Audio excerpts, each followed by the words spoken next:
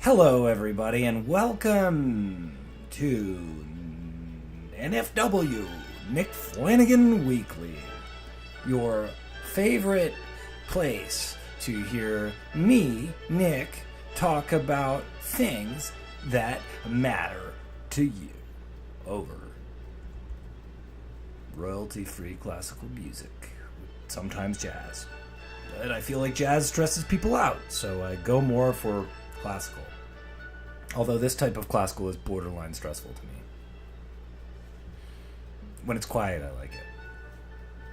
But sometimes, like the war march type of classical, stresses me out. Stresses me right the F out. What stresses you out? Please write what stresses you out to weekly podcast, WEAKLY podcast at gmail.com. Today's show is sponsored by Undies. Not me undies, just Undies. If you call underwear Undies, you are one of the sponsors of this show, so thank you. I really want to take a second also to say how much I like the Mental Illness Happy Hour hosted by Paul Gilmartin. It's just a wonderful podcast. It deals with a lot of mental health stuff. Very empathetic, exposes you to a lot of different people going through a lot of different things. So, support their Patreon. That's what I'm trying to say. Patreon? I don't remember how it's pronounced. How's your week been? I'm right now. I'm recording this on a Thursday, so the week's almost done. The work week's almost done. Mine's been all right. Some work has come up, and that's good. I like that. I feel productive. The summer's been productive relatively, but I've also taken time to go to the clothing optional beach. I love this clothing optional beach in Toronto. It's great. I go clothing optional, sans culotte. That means no pants, by the way. Probably for about 30 seconds to 3 minutes of every one of my clothing optional beach ventures. And then I'm back in my piss yellow American Apparel trunks. Because after about 3 minutes, I get uncomfortable being nude. And that is true everywhere I go when I'm nude, whether I'm in the locker room, having my locker room talk, or in my bed naked. Who sleeps naked? How do you pull it off? No pun intended. Yeah, so it's been fun doing this podcast for you. We have almost reached 1,000 listens on SoundCloud alone.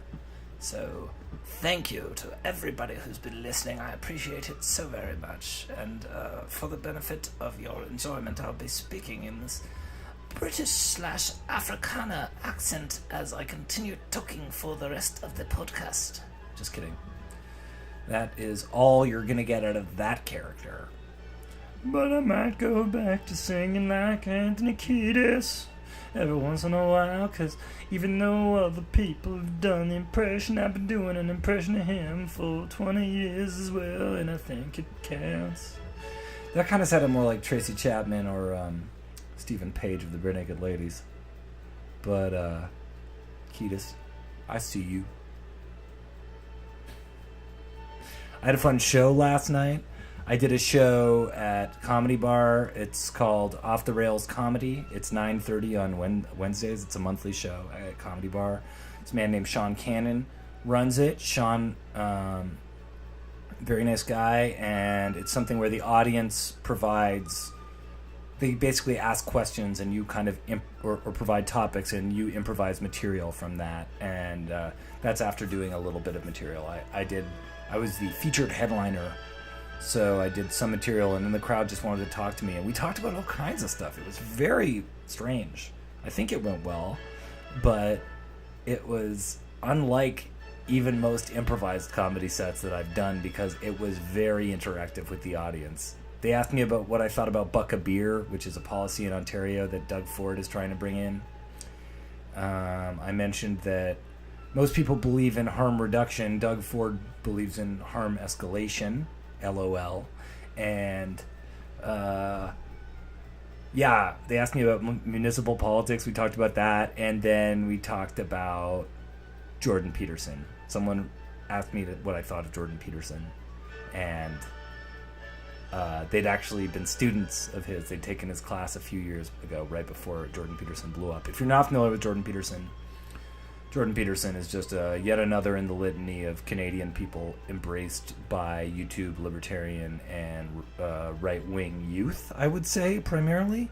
And he's a U of T professor, does sort of Judeo-Christian, this is your place in the world kind of psychology lectures. And he's someone I discount most of his opinions of because he made this big deal about trans people. And I think it was something that was ultimately probably annoying and harmful for most trans people in a very general, broad sense. And he's not really... The things he has to say are said by others. The useful things he has to say are said by others who do not promote othering others. So I don't really have time for Jordan J.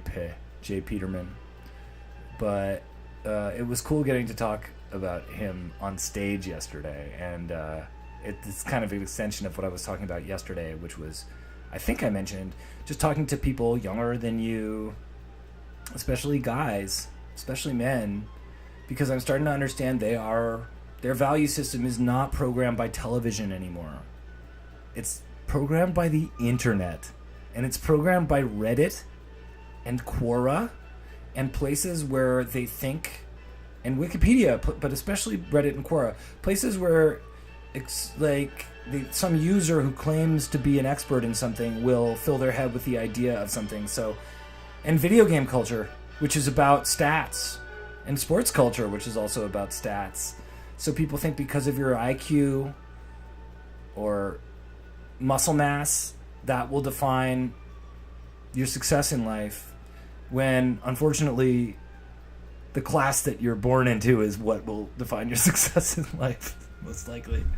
So you could be the smartest person in the world, but if you're born in a garbage can and then they close the lid, you won't get to be the smartest person in the world.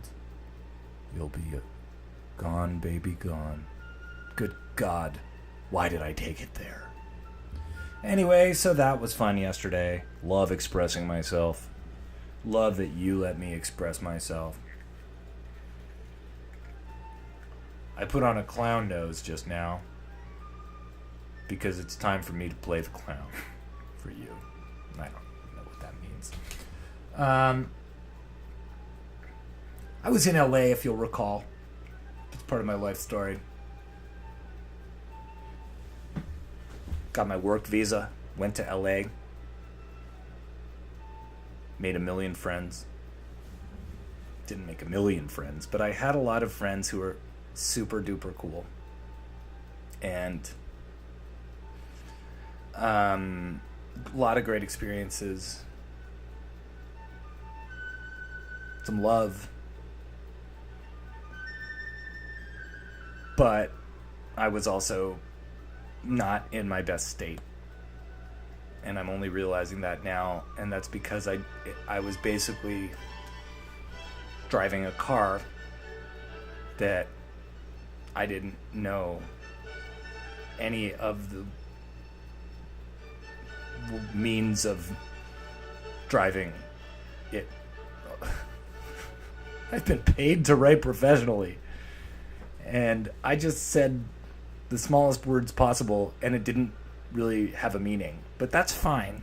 I think you get the gist of it. What I'm trying to say is my life is a vehicle, and for 30 odd years I was driving it with no license, no registration, no insurance.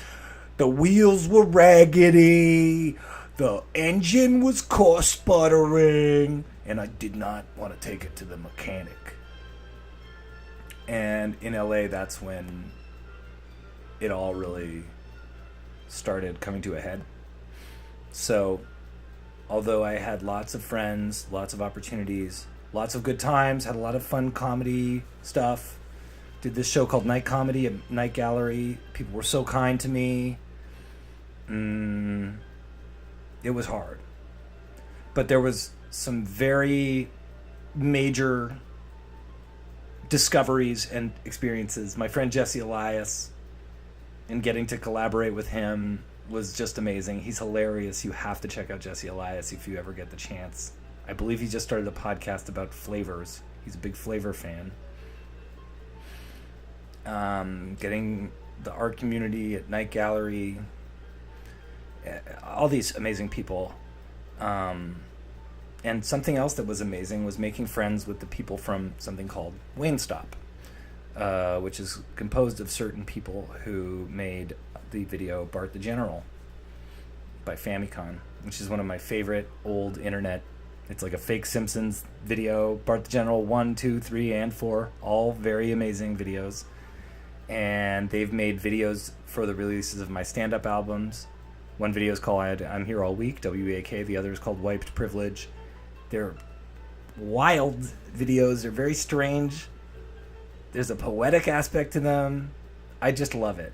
And I made friends with them mostly when I was in California, and we collaborated and would have these great group chats. And a lot of them work within the realm of computers, gaming, tech, and they designed an indie game.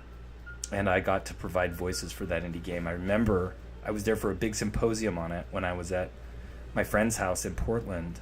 Luke and Heather, they let me be at their house and talk through the game for the entire afternoon. And it resulted in Chimps on a Blimp, which is a PC-only download that you can get at, what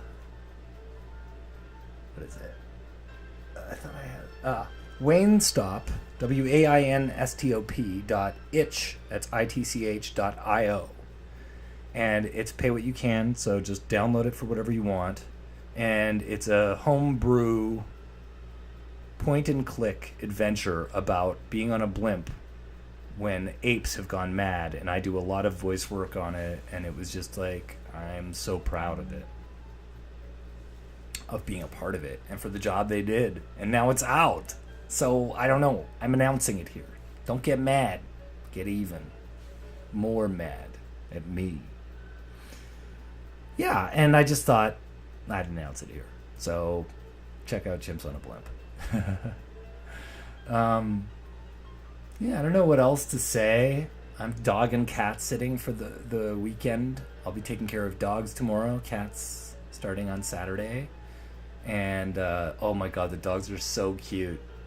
And the cat is cute. If you want to see pictures, just tweet at me and I'll put them out there.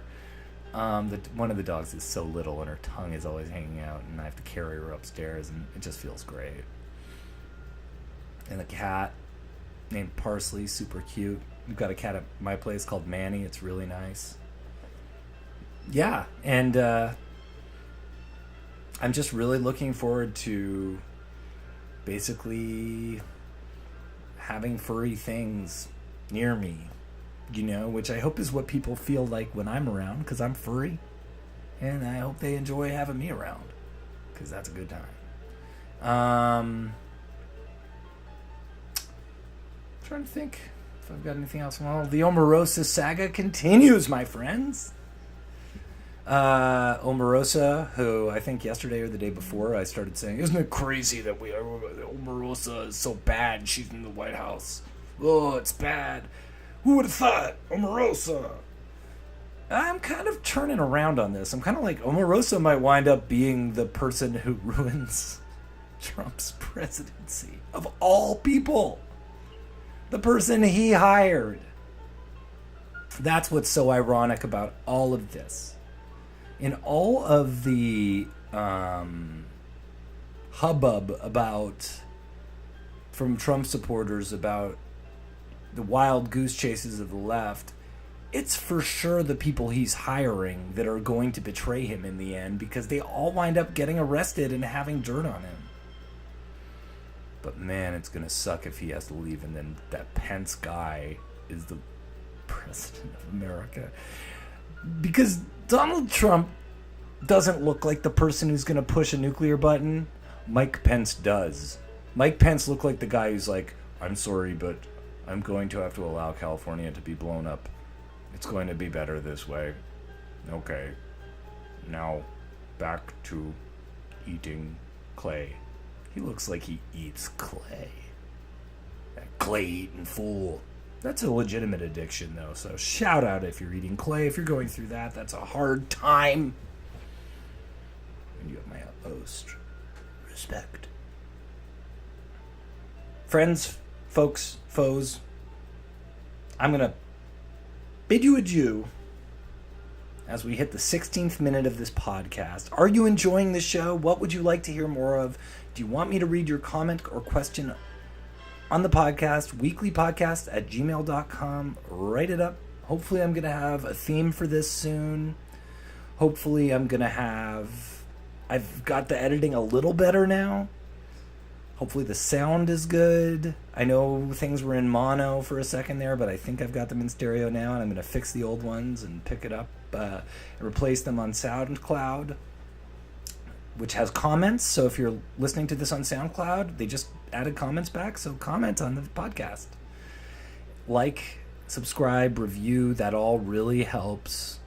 And if you want to support me at all, just go to nickflanagan.bandcamp.com, pick up the album. You can pay whatever you want for it. And or request my stuff on Sirius XM, because eventually that pays. And watch Katie Crown and James Hartnett's web series.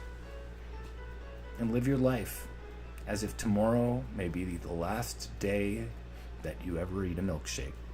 Or if you're lactose intolerant, an almond milkshake. And if you're almond intolerant, an oat milkshake. And if you're oat intolerant, well, I feel for you.